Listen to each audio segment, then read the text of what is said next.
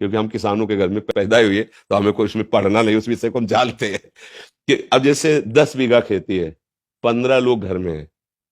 अब बच्चों की पढ़ाई, कपड़ा लत्ता, ब्याह बर, खाद पानी सिंचाई का घंटों के पैसे होते हैं, 4 घंटे 5 घंटे में 1 बीघा, ऐसे ऐसे होता है। ठंडी के समय जब कोई रजाई नहीं छोड़ना चाहता, वो जो कपड़े हैं भी वो समेट के, क्योंकि पानी लगा है, पूरी रात पानी लगाता है पूरी। अब इतना महंगा समय है और उसका अनाज इतने गिरकर सस्ते दामों में जाता है, और पूरा देश उसी का उदर पोषण का हेतु होता है, वो उसी का किसान का। लेकिन उसकी हालत ये रहती है कि वो अच्छा कपड़ा नहीं पहन सकता, वो अपने बच्चों को अच्छी पढ़ाई नहीं पढ़ा सकता, क्योंकि इतनी लागत लगती है। अच्छा, उसमें है ही नहीं कि लागत लगने पर हमें माल मिल ही जाएगा। इसीलिए जैसे भारत का सैनिक प्राणों की आहुति देने के लिए तैयार है, ऐसे ही सच्ची पूछो तो महान तपस्वी किसान, वो हमारे पूरे देश को भोजन दे रहा है। भाई आप बड़े पदाधिकारी, लेकिन खाओगे तो रोटी दाल ही और वो तो वहां पैदा हो रहा है, मेहनत उसकी देखो।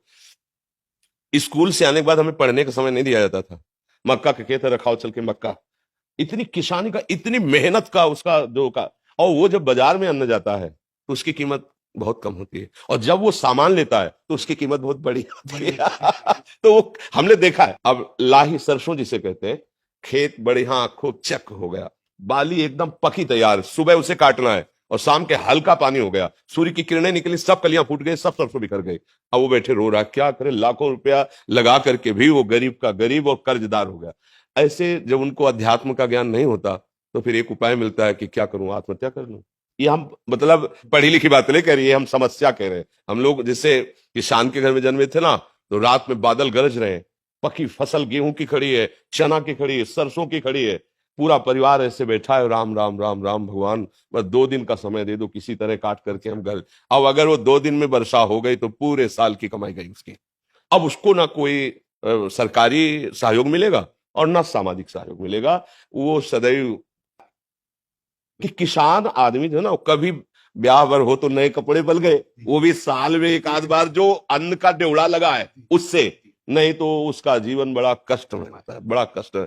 किसान वास्तविक प्रणाम योग्य और सबके प्रणाम योग्य है, क्योंकि कुछ भी तुम 10 लाख कमाओ महीने, लेकिन खाओगे क्या? 10 लाख थोड़ी खाओगे, खाओगे तो अन्न ही ना। तो उसके अब ये कि थोड़ा सा आधुनिकता बढ़ गई है, पर वो अन्न में पावर नहीं रहा।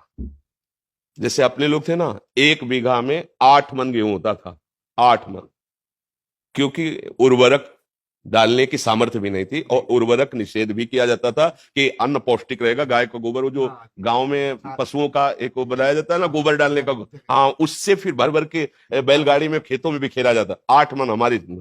अब जो है 60 मन, 40 मन, 45 मन, पर उस अन्न में ऐसे केमिकल उर्वरक तत्व मिल गए कि वो हमारे शरीर को हानि पहुंचाते हैं, स्वस्थता नहीं सुरक्षित रह पाती। किसान का अगर सरकार से अच्छा सहयोग हो तो भले कुछ हो, नहीं तो वो आज अच्छा, खेती में जैसे आप बार बार उर्वरक डाल रहे हैं तो उसकी क्षमता कम हो रही है, भूमि की क्षमता कम हो रही है, वो अन्न फिर उतना नहीं उपजा पाए।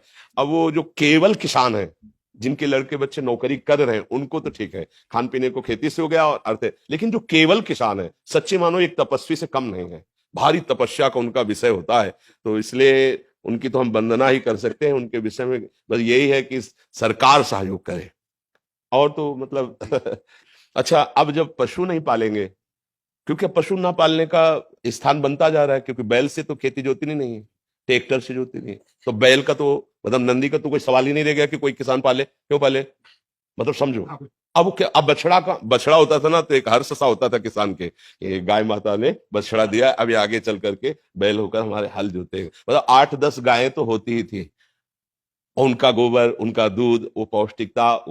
पर किसान आदमी, अर्थ, जहां अर्थ की बात आती थी वहां साहूकार सेठों के कर्जे की तरफ सोचना पड़ता था कि भाई अगर 1,000 रुपया लेना है तो फिर 20% में अब वो अगर मतलब 10 रुपए भी चाहता है तो उसे अनाज बेचना है। अब उसको ये देखना है कि हमारे ड्यूला में अगर अनाज कितना है, 1 साल का भोजन उसी से होगा। अब वो बहुत कष्टमय जीवन हमने देखा है, मतलब उसी कुलों में पैदा हुए किसानों के, तो देखा है। तो किसान चूंकि अब इतना बुद्धि का वो फैलाव नहीं है, वो छल कपट और संसार, गांव के आज भी लोग हैं, मतलब आज भी है, आपको बताए, आप जैसे चले जाओ कोई परिचय नहीं है, और आप ऐसे कुछ जरा सा, तो वो एक दामाद की तरह आपका सेवन करेंगे। आओ भैया बैठो, चाय पी लो, भोजन पालो, और यहाँ चले जाओ कॉलोनी में, बगल वाले कमरे में कौन रहा है, कोई परिचय नहीं है, चाहे जितना रोए चिल्लाए कोई पूछेगा नहीं कि तुम क्यों रो रहे हो। और गांव में एक आदमी कष्ट में हो तो सैकड़ों लोग वहां खड़े हो जाके जाके। एक आज भी ऐसा माहौल है। किसान तो जैसे हमारे यहाँ पीछे देश में नारा लगाया जाता है, जय जवान जय किसान, तो इसलिए किसान तो सर्वोपरि है। उसके आगे मतलब आपको लगेगा कह रहे उसके आगे कोई नहीं है। अगर हम संत जन जिन्हें कहा जाता है, तो हम पैदा भी उन्हीं के घरों में हुए हैं और पले भी वही हैं और पोषे भी गए हैं और आज भी उधर वहीं से भर रहा है। आज भी उन्हीं के, अगर कोई भी है तो अन्न कहां से आ रहा है, किसान से तो आ रहा है, कोई ना कोई तो दे रहा है। बड़े बड़े परमहंस जो है भगवदानंद में डूबे हुए घरों में जाके भिक्षा, नारायण हरि लाओ भिक्षा दो, तो वो चाहे भूखा रह जाए पर उसको पवाएगा। ये मतलब सहानुभूति उसके हृदय की, हाँ उसकी सह, तो और तो कोई सहयोग कर नहीं सकता, क्योंकि वो ऐसे लोग होते हैं कि ऐसे नहीं कर सकते। ये भी बात है, गरीब हैं, मेहनत करते हैं, पर वो ऐसे नहीं कर सकते। वो ऐसे ही करने की कोशिश करेंगे, हमारे पास जो सूखी रुकी है खा लीजिए। अब अगर सरकार के द्वारा सहयोग की, जैसे उनकी फसल नष्ट हो गई अतिवर्षा से, अनावृष्टि से, ओले पड़ जाने पर ऐसे, तो हाँ तो भले को, लेकिन उनकी तरफ ज्यादा देखा नहीं जाता उनकी तरफ ज्यादा देखा नहीं जाता है। तो भगवान ही सहयोग करे, बस ये है, भगवान ही उसके विषय में कुछ नहीं कहा जा सकता। लेकिन सब किसान ही है, कर्म भूमि में आए हैं, सब शुभ अशुभ कर्मों की खेती बो रहे हैं। नहीं बोला, कोई उसका दुख रूपी फल भोग रहा है, कोई सुख रूपी फल भोग रहा है। शुभ और अशुभ कर्म, कर्म भूमि है ना मृत्यु लोग।